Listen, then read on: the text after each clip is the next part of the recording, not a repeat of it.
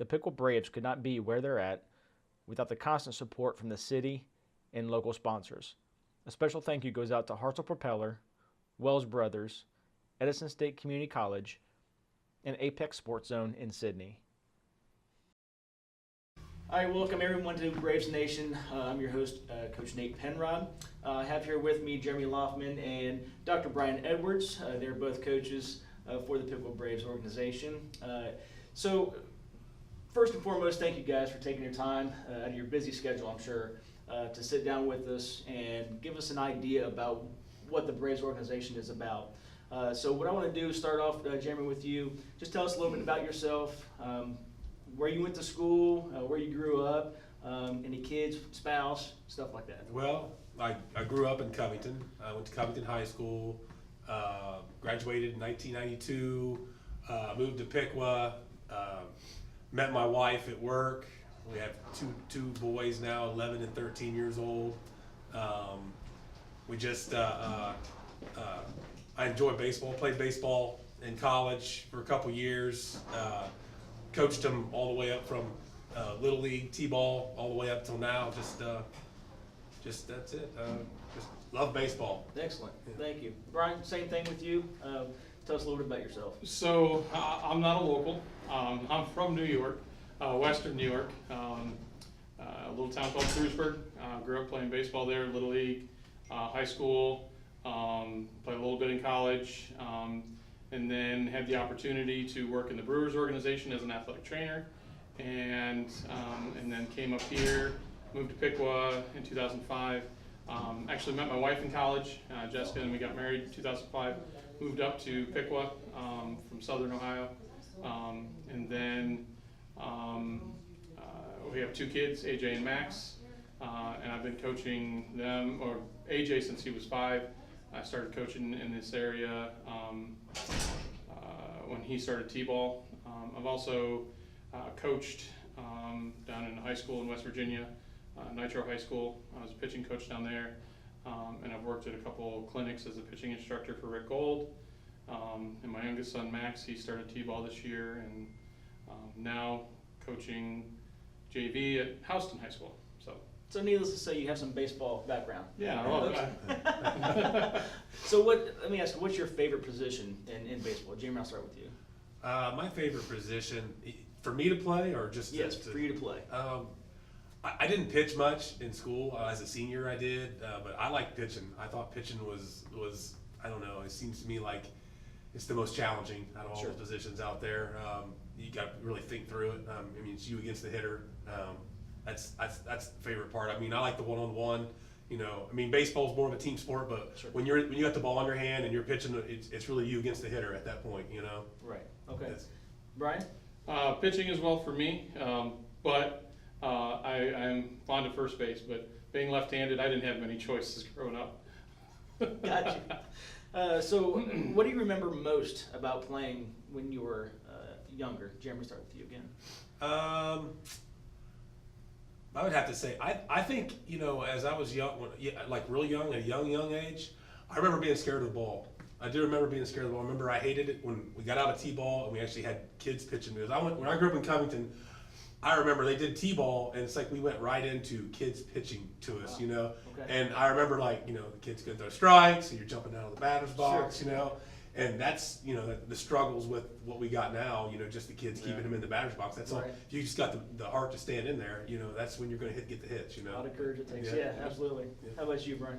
Oddly enough, my favorite memories of baseball didn't really come during the competition of baseball. It came with wiffle ball games. Oh, yeah. That my friends and I mean, we had, I was just talking to AJ about this today. We would have wiffle ball games on a daily basis in my backyard, my friend's backyard. And honestly, we learned a lot by trial and error, just by playing the game, you know, out in our backyards more than we did learning from our coaches. Yeah. So to me, the fact that we were able to kind of teach ourselves the game of baseball through wiffle ball, that's what I remember most about it. Yeah, I'm sure it built a lot of memories as well. It did. With all those young ones. So describe kind of the moment you realized that you both wanted to start a travel baseball program. What thoughts did you have before the beginning of the program, and what are your thoughts now that is now in his third year, I believe? Is that correct? Third year. So what are your thoughts beforehand, and what are your thoughts now? Well, I'd say beforehand, the whole idea why I really wanted to get started in it was when my son made the Buckeye Bandits team just a year before we started it. Where's that out of it? That's Brookville. Okay. And it was a home game was 40 minutes away. You know, practices was 40 minutes away. Okay. And it's like, you know, there's nothing like that in Piqua to give the kids that want to go from recreational ball to that next level of competition that might want it. Now, I mean, I'm not saying there's not a place for it. There's a place for recreational ball, but there's certain kids that just want to be at a higher level of competition, and that's what we provide for them. Right. And I think that's pretty much why I thought, you know, that I thought we should do it, you know. And I know my wife, she mentioned something to Brian, and that's what got it all kick-started, so. So you were the one that kicked it off. Well, no, not me, it was Kelly, it was all Kelly. Because we were driving him there, and she's like, you ought to start something, Brian. And that's how it became. So what are your thoughts now that it's in his third year? Are you, your vision you had previously, is it where it's at now? It's exceeded my vision. I thought, you know, with you know, no one thought we were gonna make it. I mean, here we are with 6 teams this year, you know, this year right here. I mean, we're growing, kids wanna keep playing. It's exceeded my expectation, so. Good. Brian, about the same thing, or? Yeah, I remember, we coached the 8U All-Star team the last year, and one thing we noticed is just the level of competition going to different facilities and playing against different teams, that there was more out there and we saw so many kids, as he was talking about his son Trenton, leaving the Piqua area to go play at a higher level of competition, and we thought to ourselves, well, why not, you know, why can't we do that? Right. So initially it was gonna start out as a 9U team, because we were gonna take the 8U kids and move them up to a 9U, and then Kelly, I remember the day she came to me in the dugout and she said, hey, what about starting an 11U team? And I was like, all right, let's do an 11U team. And so we were gonna do a 9 and 11U team. Well then, when we got the age limitations, it turns out my son, who was on the 8U All-Star team, was 2 weeks too old to play on the 9U. Okay. So we had to start a 10U team. So then we went from a 9U, a 10U, and an 11U.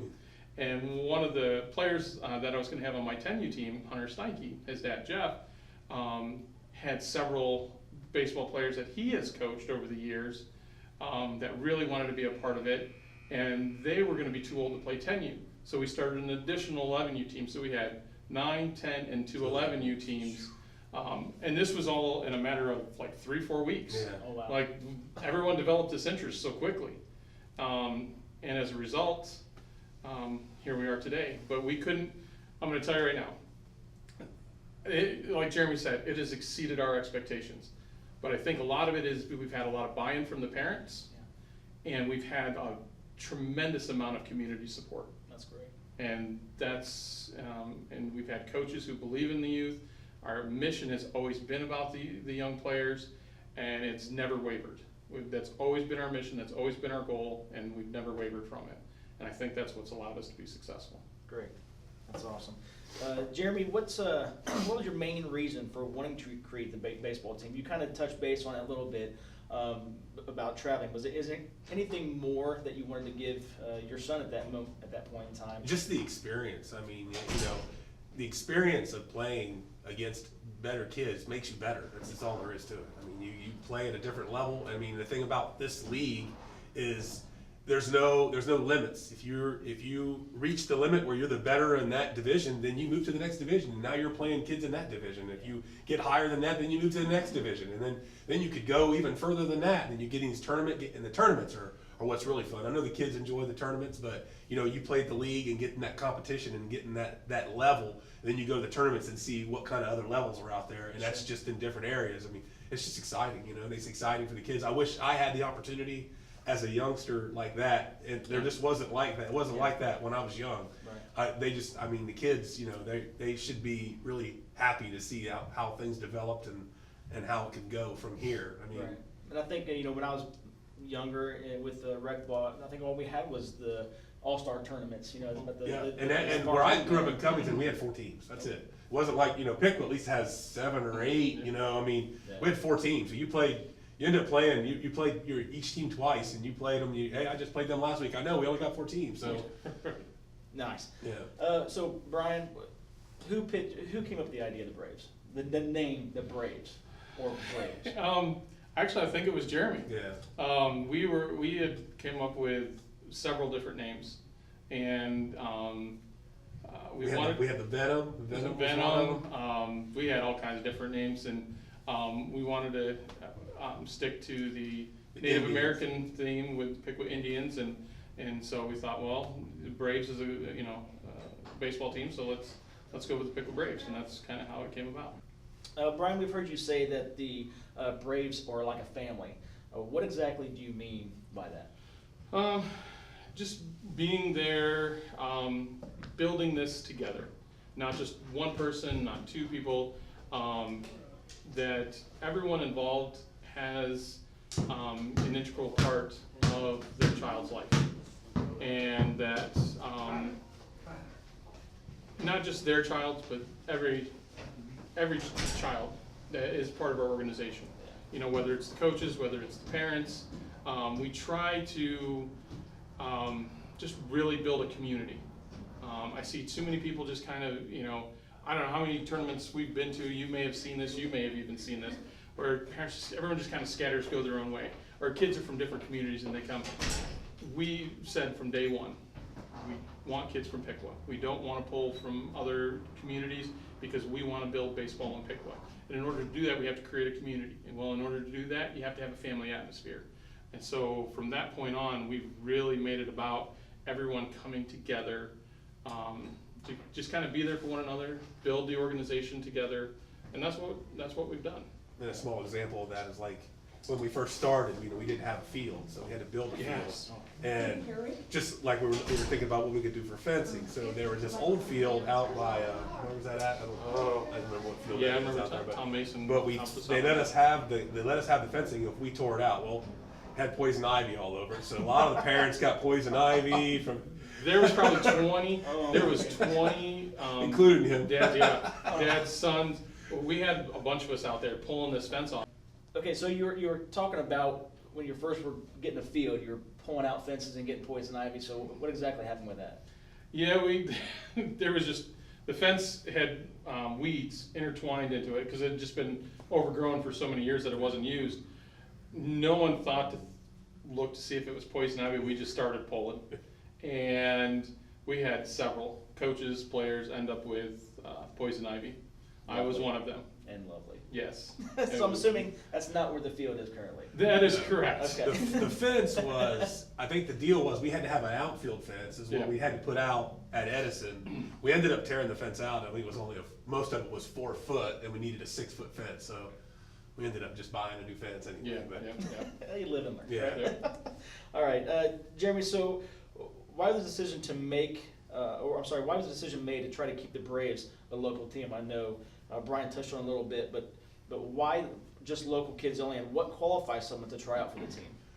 Well, anybody's qualified. Anybody who wants to try out can try out. I mean, but I think it was more to help the kids in Piqua. I mean, we're not saying that we couldn't be outside of Piqua. I had a couple kids on my team outside of Piqua, but the idea is to help the kids in your community first, especially since we're community driven. Sure. Sponsors, everything's done by the community. So we help the kids in the community first. Good, excellent, I like that. Jeremy, kind of sticking with you, how many teams or players did the organization start out with, and how many teams or players, if you know, are currently?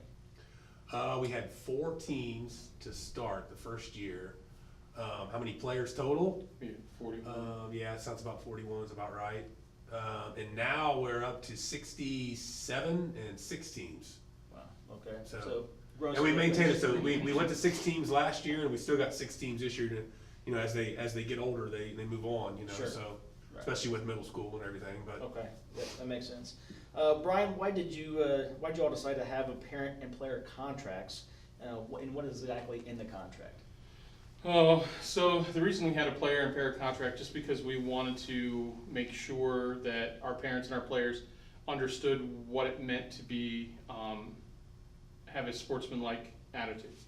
That we don't want parents from the side, because we've seen it, and I'm gonna tell you right now, we've been blessed with some great parents. But we've gone to other places and tournaments, and we've seen how parents have acted. Whether they're yelling at the umpire, whether they're yelling at their kid or other players on the team. And that's just not what we're about. We're about trying to build these kids up. You know, they're young. Yeah. They're 8, 9, 10, 11, 12 years, 13 years old. You know, we want to build into them, pour into them, and show them what a good sport is to be, you know, good sportsmanship looks like. And I'm going to tell you a quick story about that in a second. But the player contract, actually I'm going to let him tell you. The player contract we put into place because we want our kids to understand that this is a higher level of baseball. And there's going to be a lot more that's demanded of them on the field during practice. And we want to make sure that they understand, you know, what it means to hustle, give effort 100% of the time. And just to really hone in their skills. And so that's why we had the parent and player contract. So they knew ahead of time what we were about, what we're getting into. And that goes for the coaches' contracts as well, because we have the coaches signing the contracts. We want to make sure that everyone is on the same page as to what our mission and what our goals are. Okay, excellent. Brian, sticking with you. So do you hire paid coaches, and are you all paid? If not, describe how the staff is created. And are there volunteers that just want to be a part of the program, or do you go seeking for staff? No one receives a dime. Every position, whether it's on the board, whether it's coaches, no one is paid. This is strictly volunteer. Not even the founders? Not even the founders. Okay. We get nothing other than the enjoyment of being part of this organization. Okay. But our coaches, no one receives anything. Like I said, everything's volunteer. How we select coaches, well, when we started, the 5 coaches of the AU All-Star team ended up all being the founding members and being board members.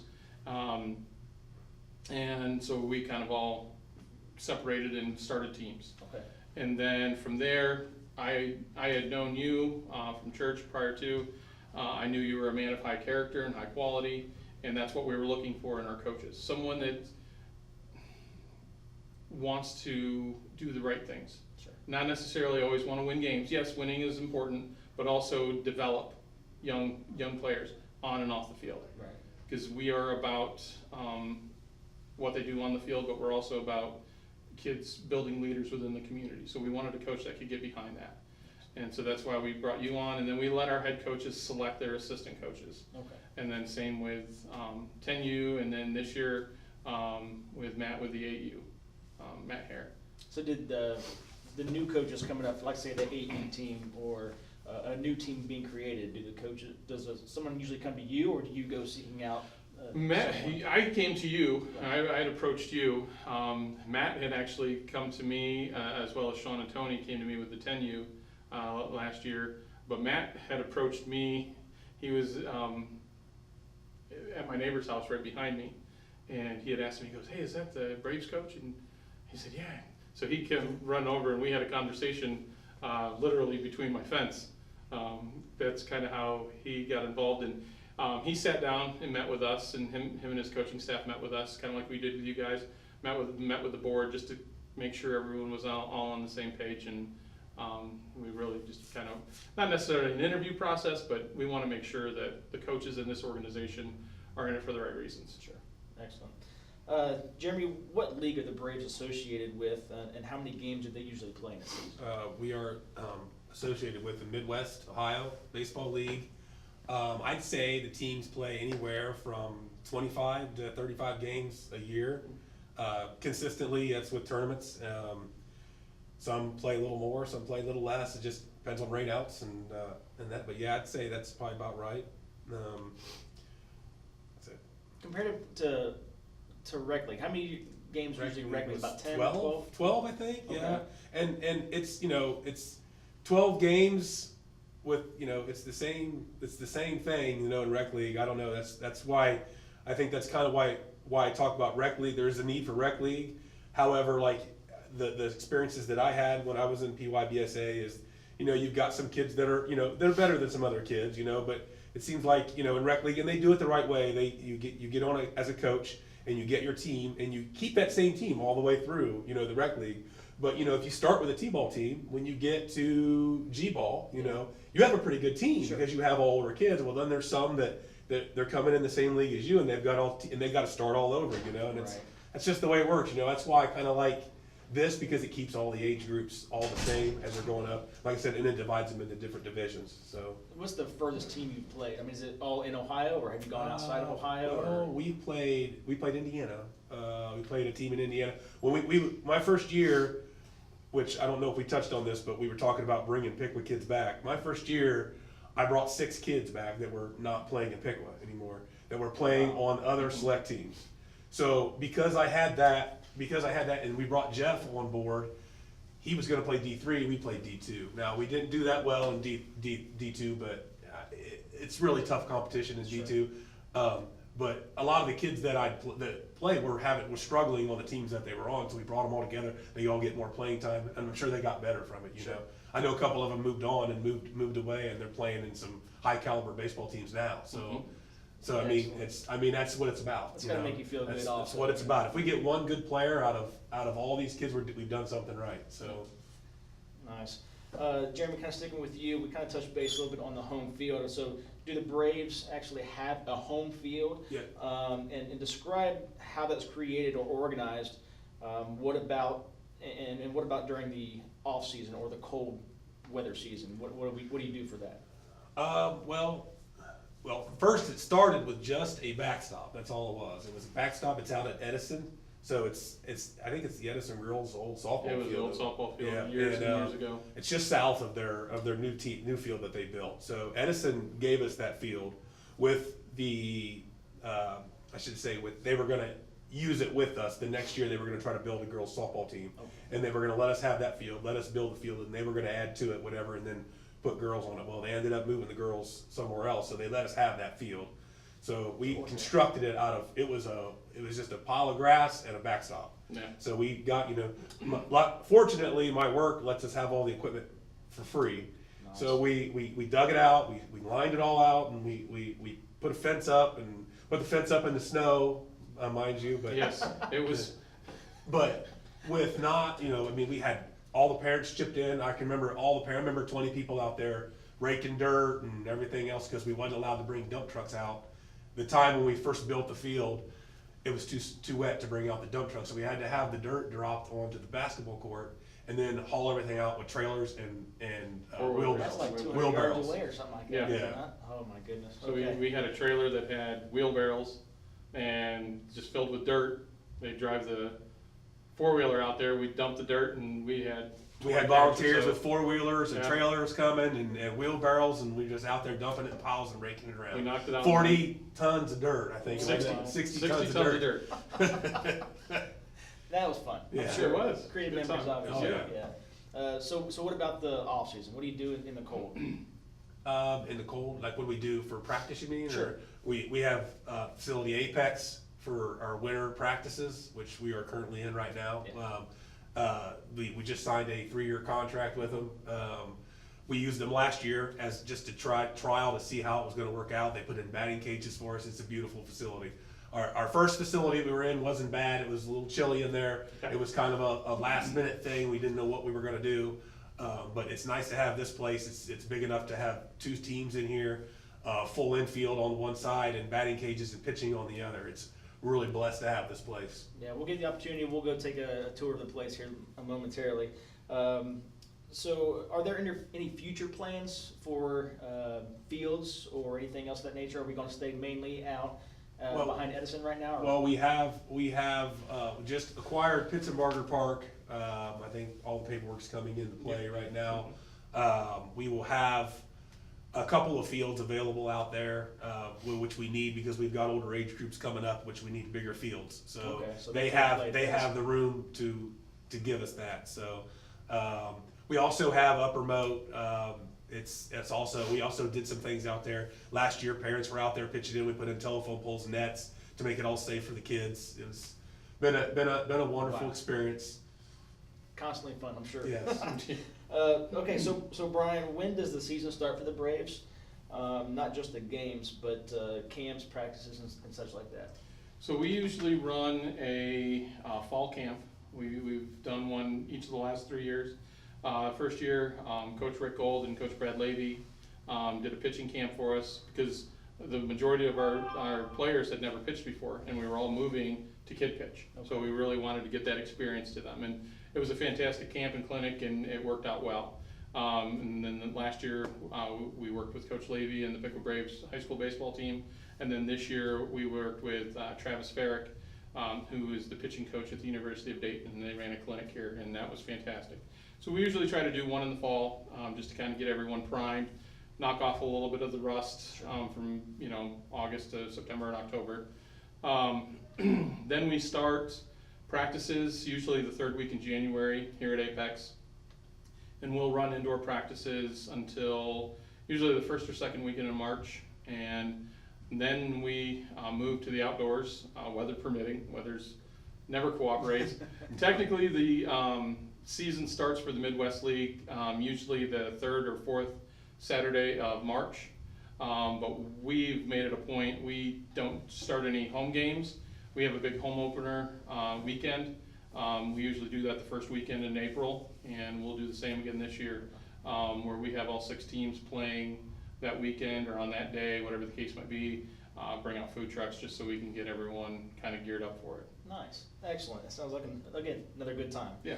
So sticking with Brian, with all that's going involved, and it's probably pricey for each team to get started and to play. So do parents have to shell out, say, thousands of dollars, like I've heard in the past, or what exactly is the price for a parent wanting to have their child join the Braves? Right. So that was one of the biggest concerns we had coming into this. We know the socioeconomic area we live in is not, not everyone's wealthy. But we never wanted money to be an issue for any of our players, ever.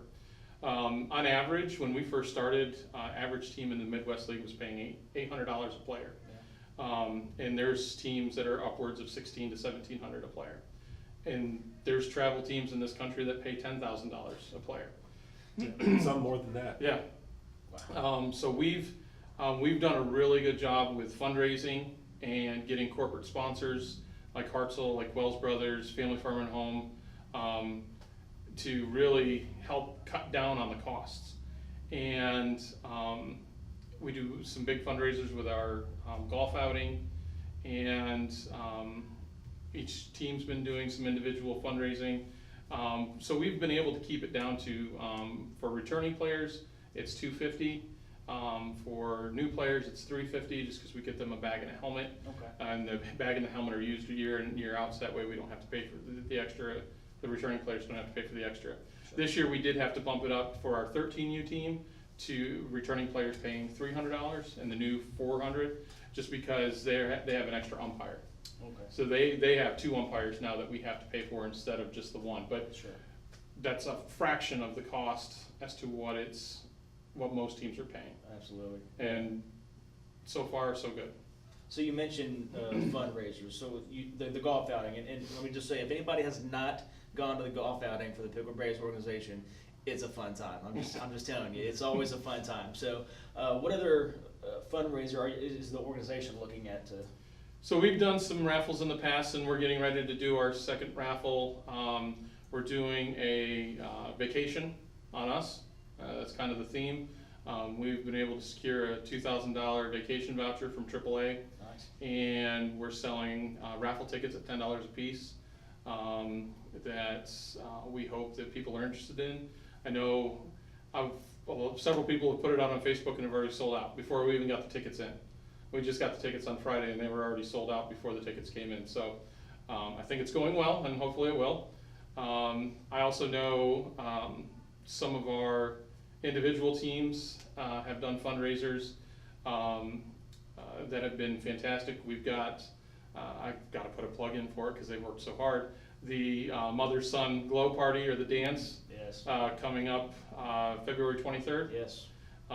That has taken off. That's been up for what, 2 weeks? 1 week. 1 week, and it's already sold out. So that's been a fantastic opportunity. And again, that goes back to our family mentality. Yeah. Mothers, sons, going out, having a good time, just sharing a moment together and using it as a fundraiser. Well, you hear the father-daughter dance. And Right, exactly, You don't exactly. usually hear about anything with the mother-son. So, and I know Jeremy ran some NCAA pools that Mike's done. Yeah. So we've all kind of done our own little fundraisers to kind of help with tournament costs and everything.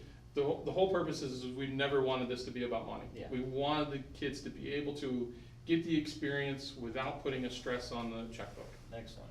Yeah. And I believe the costs are so high because the tournaments do get, tournaments can get expensive. Yeah. Depending upon where they go. And some of them teams travel, do, big tournaments, it costs a lot of money. So, you do little individual, fundraisers just for your team, and it helps supplement that cost, All right, Brian. So, what makes the Braves so much different from any other baseball organization? Yeah, as I was saying, the family atmosphere, and I know that seems kind of cliche and cheesy, but everyone pitches in. Whether it's snacks or rides to games or to practices or whatever the case might be, everyone's always been there for one another. And I think because we do things together and not as separate teams, that's the one that we try not to do things as separate teams. We've always tried to do things together. Whether it's an end of the year picnic, whether it's the opening weekend, whatever the case might be.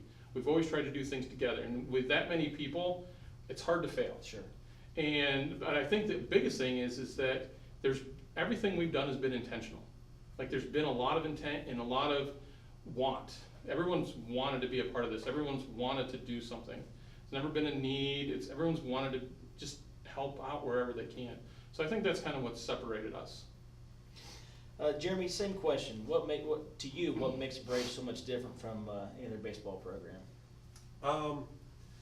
I'd say it's probably the kids. I don't know. I'd say the kids just, I don't know. I feel like the kids just as they're growing together, playing up, getting as they play together as a team, it's just going to make them so much better as they get older, But like you get like these other groups, other teams they got, they might have a couple kids from the one group, but they got one from over here, one from over there. They're like, they got one kid from this town, one kid from this town, and they don't really grow up together because eventually they get up to a certain age and then they move on to their towns and play baseball, Whereas the majority of our kids are all from the same town, same age group, or most from the same age group, and then they grow up together, play together, and then when they get into high school, middle school, whatever that is, they're going to know each other. They're going to know exactly what they're capable of, and I think that's what's going to make them stronger when they get older.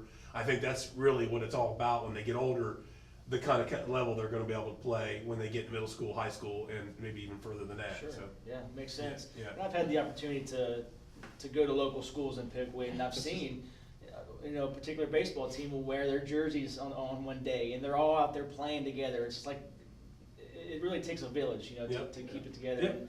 And it's nice to see them all out there being like a family, but best friends. And to that point, because I would be remiss if I didn't mention this, the one thing we do is our boys participate in community events.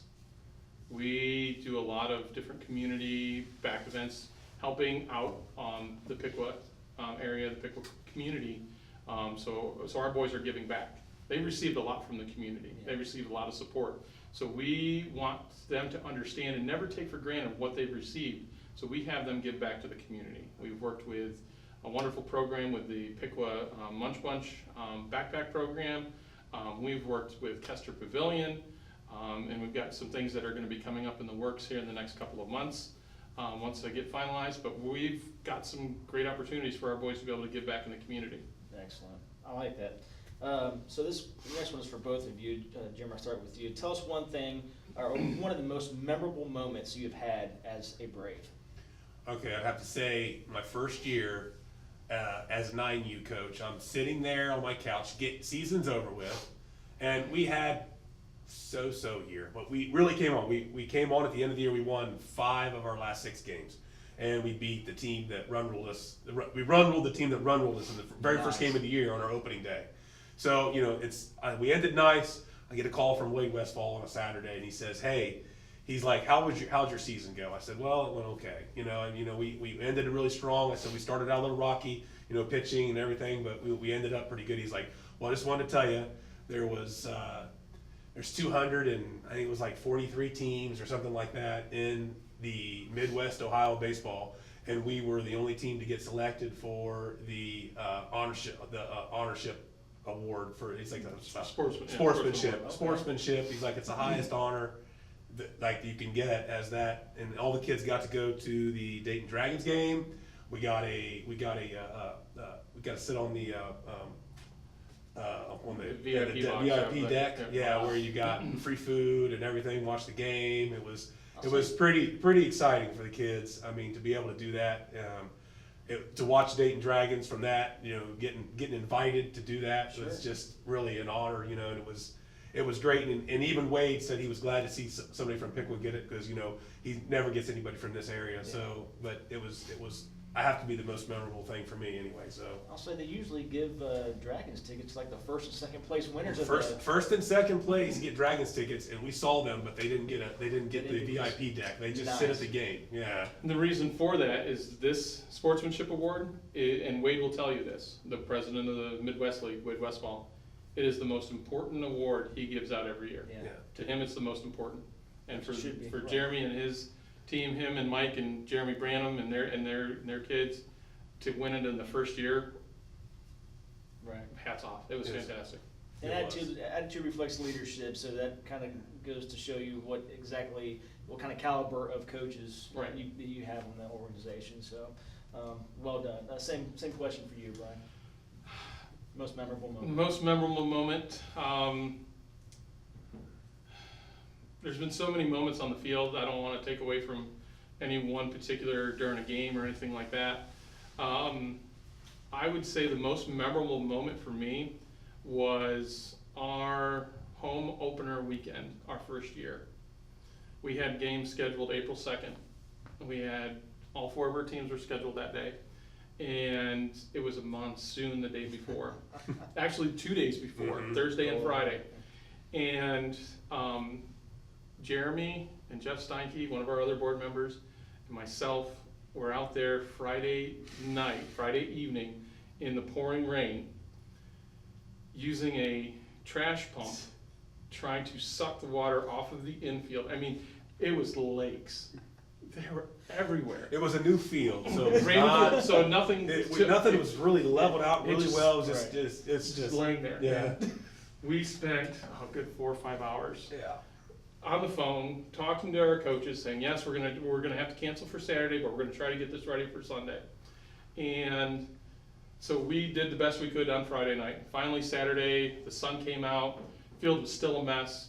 We had Mike Phillips, Matt Taylor, Dustin Brown, our other board members, and then a few other parents came out and tried to help a little bit.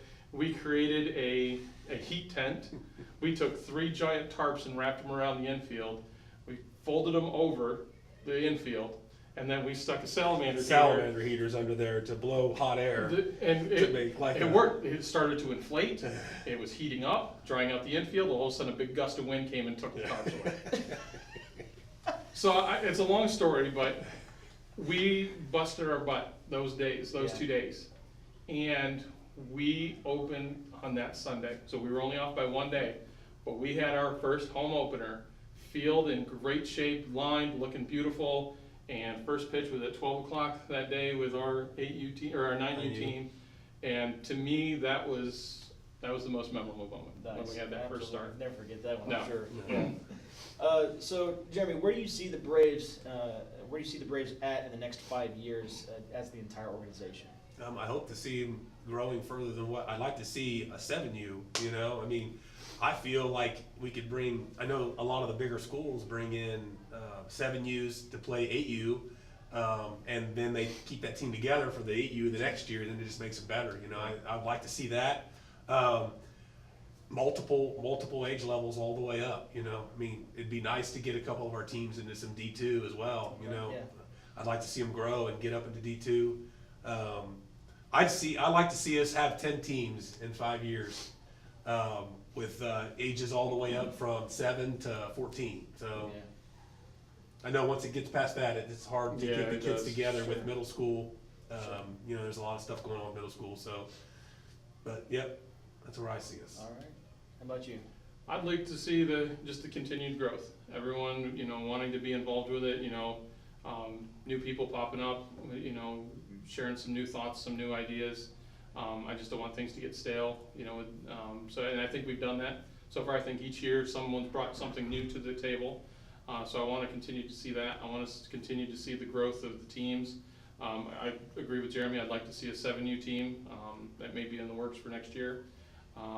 And The Midwest is even thinking about yeah, doing that, Midwest okay? is even thinking about adding a Okay. 7U division. Oh, wow. They were talking about doing it this year, so we'll see how many teams they have. Okay. And they may start it this year.